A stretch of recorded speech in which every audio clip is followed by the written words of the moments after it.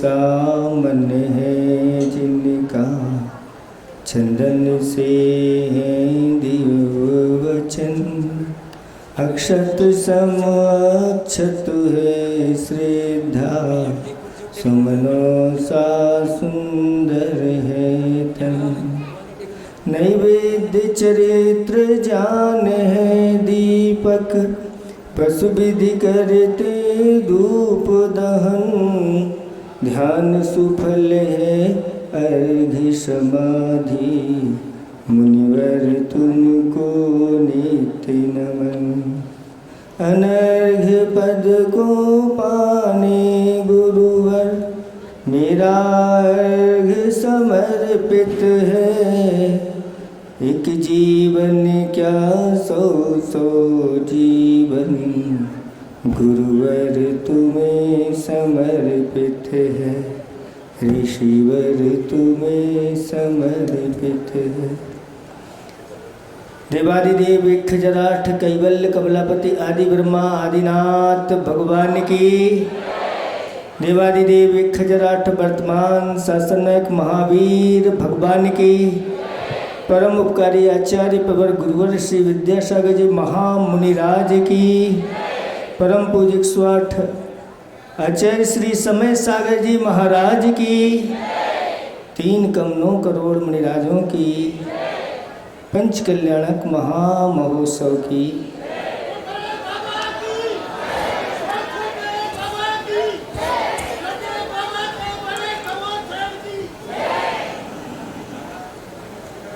धर्म स्नेही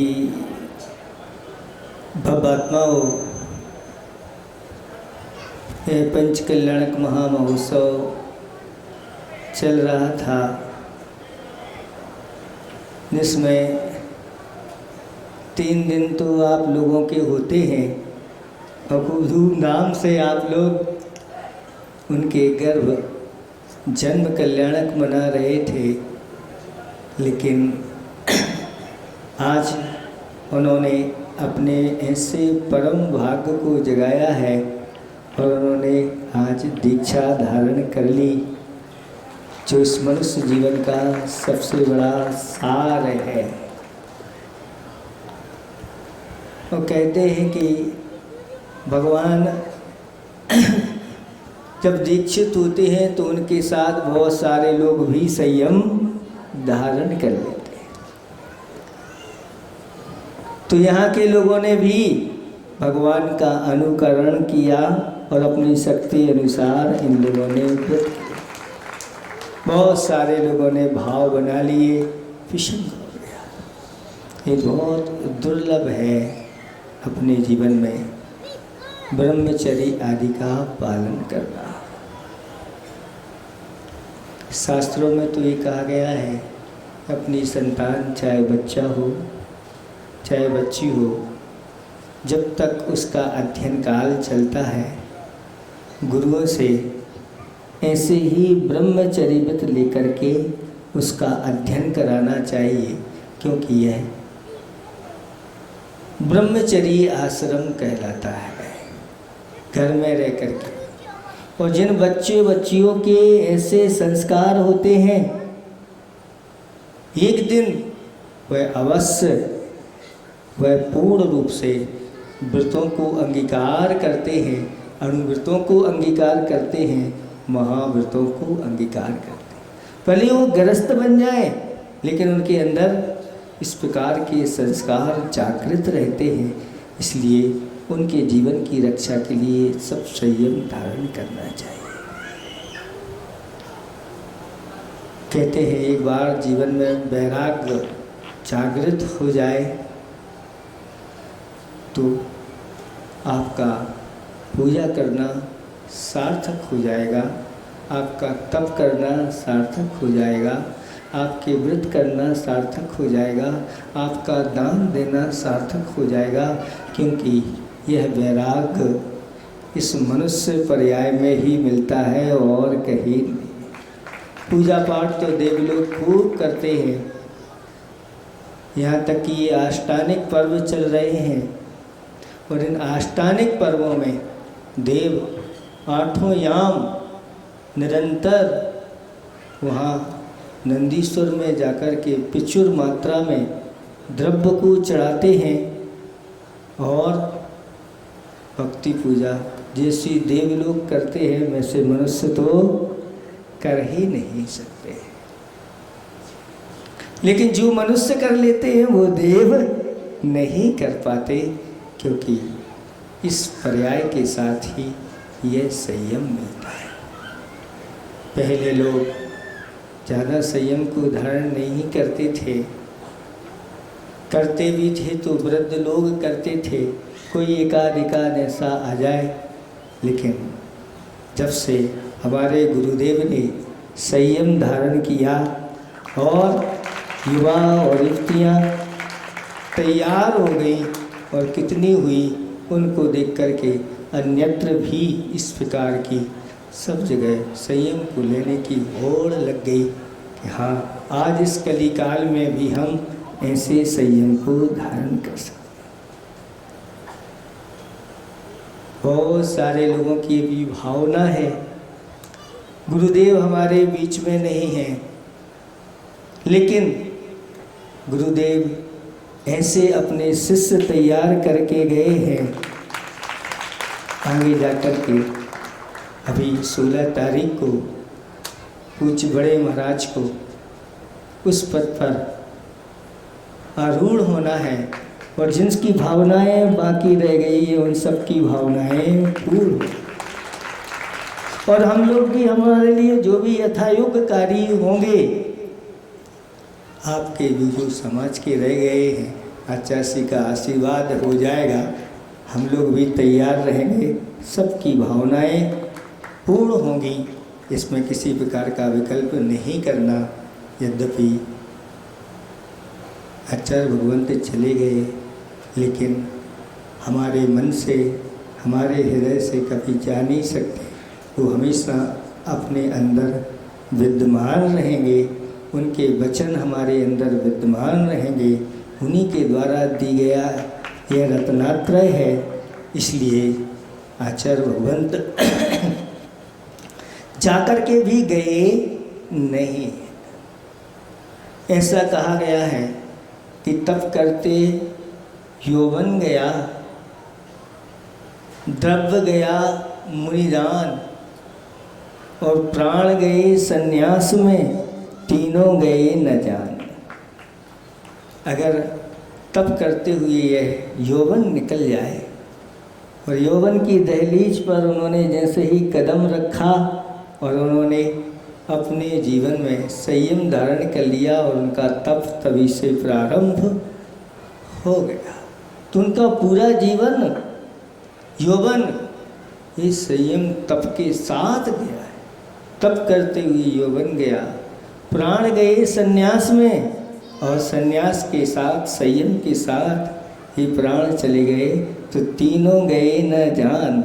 और श्रावकों का अगर दान जो है और ऐसे स्थानों पर चला गया तो वो गया नहीं, आपका तो कितना गुना मिलेगा। ऐसे ही संयमी लोग होते हैं और आपके लिए बहुत कुछ दे कर के चले जाते हैं, लेकिन वह जाते नहीं, हमेशा हमेशा हम सबके हृदय में विराजमान रहते हैं। इतिहास के पन्नों में वह विराजमान रहते हैं, और जो अपने द्वारा रचनाएं जिन्होंने की हैं, उनके वचन जो हैं वो हमेशा हमेशा ऐसे उनके शिष्यों के द्वारा ही आपको मिलते रहेंगे। आचार्य ने एक हाइकू लिखा था कि 9 मास उल्टा लटका, अब तप कष्ट कर क्यों। हे भवात्माओ, आपके अंदर भी वह शक्ति विद्यमान है, घबराओ नहीं कि हम कैसे सामायिक कर पाएंगे, कैसे इस प्रकार से हम भूख प्यास सहन कर पाएंगे। तो उन्होंने उदाहरण दिया कि 9 माह है, जब गर्भ में रहे तो उल्टे लटके रहे, फिर भी आप इसी प्रकार से आपने ये नहीं कहा कि मैं यहाँ 9 माह नहीं रह सकता। तो 9 माह उल्टे लटक करके तपस्या करके आए हो, अभी जन्म नहीं हुआ है, जन्म के पहले ही इस प्रकार की क्रियाएं की हैं, तो आपके अंदर वह शक्ति विद्यमान है। उस दृश्य को याद करो कि फिर हम बाहर आकर के इस प्रकार के तप क्यों नहीं करते। अब कष्ट कर क्यों मान रहे हो? ये कष्ट नहीं, कहते हैं ये तप तो इष्ट की प्राप्ति करा देते हैं। बिना कष्ट के इष्ट की प्राप्ति नहीं होती। हमने संसार में अनेक प्रकार के कष्ट उठाए, नरकों में सागरों पर्यंत अनंतों बार कष्ट उठाए हैं। ऐसे कष्टों को झेल करके बाहर आ गए। त्रेंच गति में भी अनेक प्रकार के कष्ट उठाए, मनुष्यों में भी कष्ट उठाए। एक बार इस मनुष्य जीवन में संयम धारण करके कष्ट उठा लो, फिर बार बार ये कष्ट उठाने की जरूरत नहीं। लेकिन डरते रहते हैं लोग, क्या होगा, कैसे होगा। और अगर अब मनुष्य पर्याय में डरते रहोगे तो फिर कहाँ मिलेगा ये संयम, आपको ढूंढे मिलने वाला नहीं। इस संयम को कोई भी धारण कर सकता है, उच्च कुल वाला हो। गरीब अमीर से मतलब नहीं होता। बड़े बड़े राजा महाराजा लोग, अमीर लोग होते हैं, वो तो संयम धारण करते ही हैं। लेकिन गरीब भी गुरु की कृपा से वह भी शिष्य संयम को धारण कर लेता है। और वहीं पर अमीर और गरीब दोनों मुनिराज बैठे हैं, अब उनमें कोई अंतर अमीर गमीर का नहीं होता। कोई अंतर इसलिए अच्छे से रेखाई को लिखा था, किसी वेग में पढ़े हों या अपढ़ सब एक हैं। पढ़े लिखे भी बैठे हैं और अपढ़ भी बैठे हुए हैं, और दोनों ध्यान में बैठे हैं। तो कौन पढ़ा लिखा है और कौन अपढ़ है? कहते हैं सब एक है। एक कथा आती है नंदी मित्र की। वह गरीब घर में उत्पन्न हो गया, बड़ा लड़का था, कुछ कमा करके लाता नहीं था, बुद्धि अच्छी चलती नहीं थी, तो खाने को भी उसको अच्छा नहीं मिलता था। जब कभी कुछ कमाई करके लाता था तो उसको कुछ अच्छा खाने को दे देते थे, लेकिन खाने में भी वो माहिर था। जितना भोजन पूरे परिवार के लोग करते थे, उतना वह अकेला ही कर जाता था।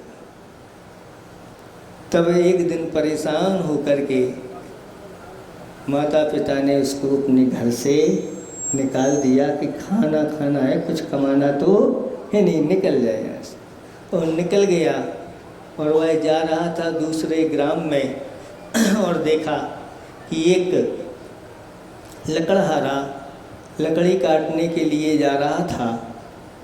तो यह पूछता है, भाई मुझे कुछ काम मिलेगा क्या? तो यह लकड़हारा कहता है, हाँ काम तो मिलेगा, लेकिन क्या लोगे? तो उसने कहा, मुझे कुछ चाहिए नहीं, सिर्फ भोजन दे देना और रहने के लिए जगह देना, पहनने के लिए कपड़े देना, और मुझे कुछ नहीं चाहिए। और वह तैयार हो गया, जंगल ले गया और लकड़ियाँ वहाँ से लाया, उसके सिर पर रख करके, और अपने घर जैसे ही पहुँचता है और अपनी पत्नी से कहता है कि ये अच्छा मिल गया है, अब इसको प्रतिदिन भोजन देना और एक रहने के लिए स्थान, ये प्रतिदिन ऐसे ही लकड़ियाँ लाएगा। स्वीकार कर लिया। लेकिन जब भोजन करने वह बैठा तो एक ही दिन में उसकी पत्नी कहती है कि नहीं, मैं तो इसको नहीं रख पाऊँगी।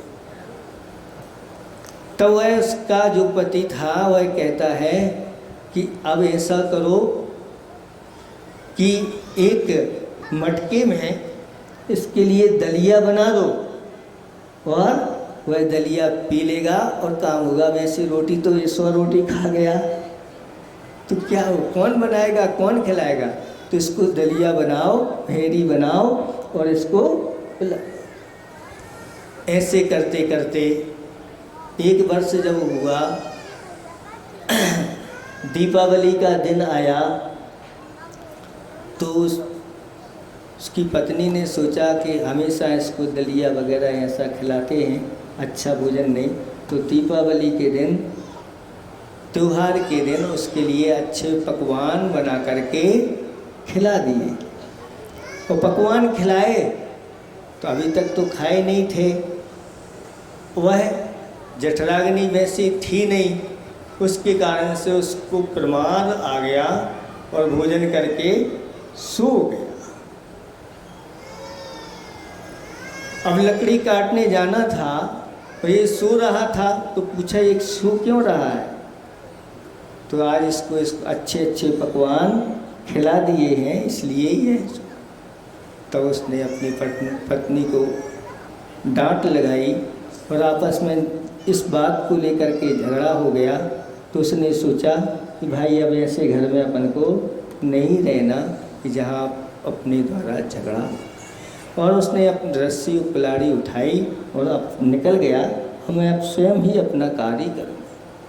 फिर ऐसा कार्य करने लगा। एक दिन क्या हुआ कि एक मुनिराज नगर की ओर जा रहे थे।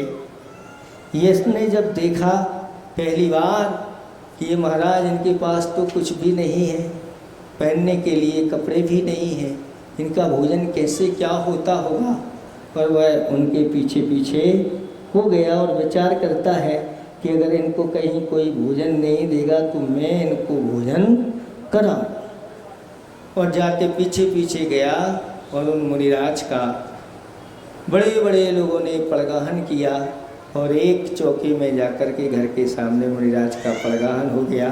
यह वहीं पर बाहर बैठा बैठा देखता रहा उनके भोजन। और जैसे ही महाराज के भोजन पूर्ण होते हैं, महाराज तो निकल जाते हैं, लेकिन श्रावक लोग सोचते हैं कि महाराज के साथ पीछे पीछे आया है, तो उससे कहा भैया यही भोजन करके जाना, और अच्छा अच्छा भोजन उसके लिए कराया। और वह संतुष्ट हो गया कि ये तो बहुत अच्छी बात बन गई, अब कहीं जाने की आवश्यकता नहीं है, और जाकर के महाराज के पास पहुंच गया कि महाराज अब तो हम आपके साथ ही रहेंगे और कहीं नहीं। एक दिन महाराज का उपवास हो गया और वह कहता है महाराज चलो, तो महाराज कहते हैं नहीं हम तो नहीं जा पाएंगे क्योंकि हमारा तो उपवास है। तो मेरा क्या होगा? कौन श्रावक लेने थोड़ी आएगा एक उपवन में, जंगल में। तो ऐसा करो महाराज, ये पिछी कमंडल मुझे दे दो। तो महाराज ने कहा ये पिछी कमंडल ऐसे नहीं देते, पहले इन कपड़ों को उतारो और जैसे हम हैं वैसे हो जाओ, और ये पिछी कमंडल लेकर के चले जाओ, तुम्हारा भी पूजन। तो बिना दीक्षा के ही महाराज ने कृपा कर दी और पिछी कमंडल दे दिया, क्योंकि उन्होंने अवधि ज्ञान से जान लिया था कि इसकी होनार अच्छी है, भव्य है। और जैसे ही भोजन करके आहार करके वह महाराज आ जाते हैं और आकर के कपड़े पहनने लगते हैं, तो महाराज कहते हैं अब कपड़े मत पहनो, तुम्हारी आयु मात्र 3 दिन की बाकी रह गई है, करना है तो अपना कल्याण कर लो। वह भी तैयार हो गया और महाराज ने केशलौंच करके और दीक्षा, वास्तविक दीक्षा प्रदान कर दी, और तप करके स्वर्ग में जाकर के वह रिद्धिधारी देव बन गए। संयम अपने आप में बहुत महत्वपूर्ण चीज़ है, इसलिए पूर्ण संयम नहीं ले पाते तो धीरे धीरे आप आगे बढ़िए, जिसकी जैसी जो शक्ति हो आप उसको लेकर के, क्योंकि ये संस्कार आगे तक काम आते हैं और एक छोटे से भी नियम आगे जाकर के बहुत बड़े बड़े नियमों को प्राप्त करा देते हैं। आप लोग ऐसी गर्मी में तप रहे हैं, तपस्या कर रहे हैं, अब ज़्यादा हमारा भी सुनाने का भाव ज़्यादा नहीं है, इतना ही हम पर्याप्त समझते हैं। एक दिन आपको भी ऐसे संयम की प्राप्ति हो और अपने इस मनुष्य जीवन को सार्थक करो। अहिंसा परमो धर्म की।